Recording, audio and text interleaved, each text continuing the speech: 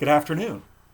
In my sermon yesterday, and in my sermon last week to some extent, I talked about the fact that there is more going on in our lives. There's more going on around us than we realize. So in my devotions this week, I'd like to give you some concrete examples of what I'm talking about. Today, I'm going to talk about power, about capability, about making things happen. It is wonderful when we feel productive, when we can accomplish something. Think of the way you feel after you're done mowing the lawn or after all the laundry is done. And it is great to have plans. In other words, to be able to control what's going to happen in your future. And I hope you have lots of plans for special activities this summer. We like to be in control, to have our lives in order, and to be able to maintain and manage everything that comes our way. Sometimes, power means that we have power over other people. And I think we do have more power than we usually realize. Think, for example, of families with young children. The parents are in charge of what the children do, what they eat, even when they go to bed. And when those children get older and become teenagers, the parents may feel helpless when they start to see their children making choices they don't like, and there's nothing they can do about it. At work, you might be in a position where you supervise other workers. And even if you don't have a formal manager's position, what you do at work influences the work of the people around you. We have power in ways that we don't normally consider to be power or control. For example, we have power as consumers.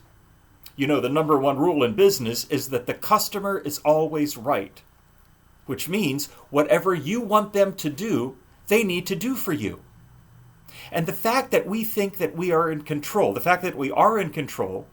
leads some of us to think that that means we have the right to yell at workers, we have the right to berate people over the phone if there's a problem. And collectively, we as consumers have a huge impact on the economy. Companies will produce the kind of things that we want to buy. And the companies that are producing things that we don't want to buy end up going out of business. And when we as consumers are cautious and spend less money, the economy starts to decline. Now, we have power and authority in some ways we might not even realize. For example, many people say that if you are white, you automatically are seen as having more control or power or authority than, say, for example, an African American.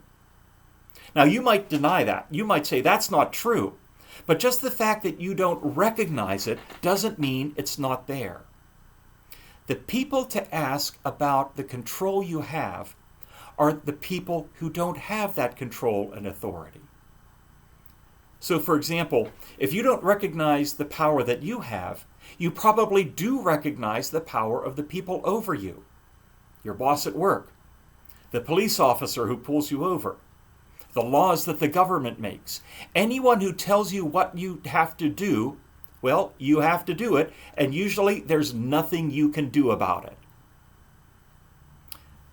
John, in his gospel, describes an odd situation where Jesus stood before the most powerful man of the region when he was tried before his crucifixion.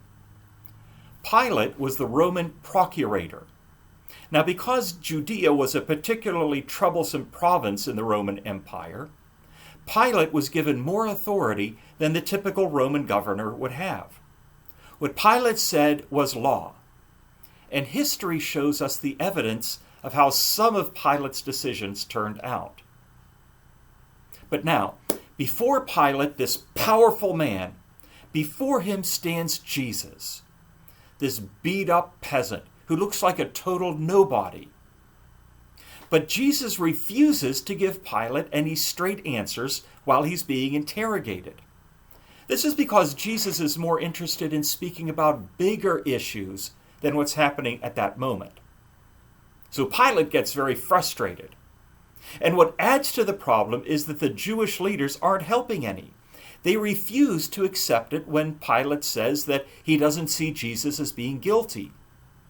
And so Pilate goes back to Jesus and tries to assert his authority over this mysterious man.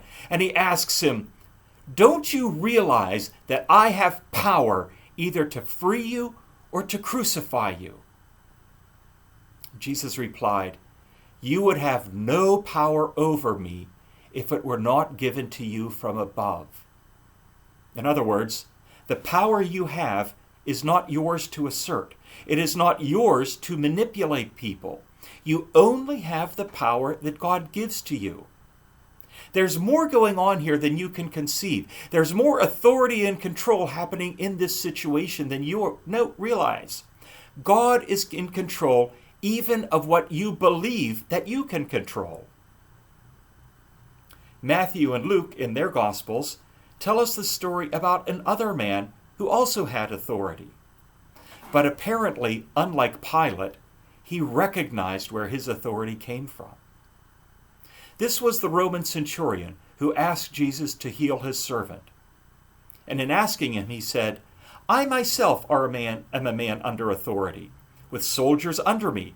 I tell this one, go, and he goes, and that one, come, and he comes.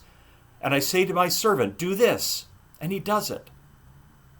The reason why the centurion described his authority to Jesus is because he knew that Jesus had authority even over the illness that was afflicting his servant. So, what are the implications of all this for us? First of all, any authority or power or control that we have comes from God.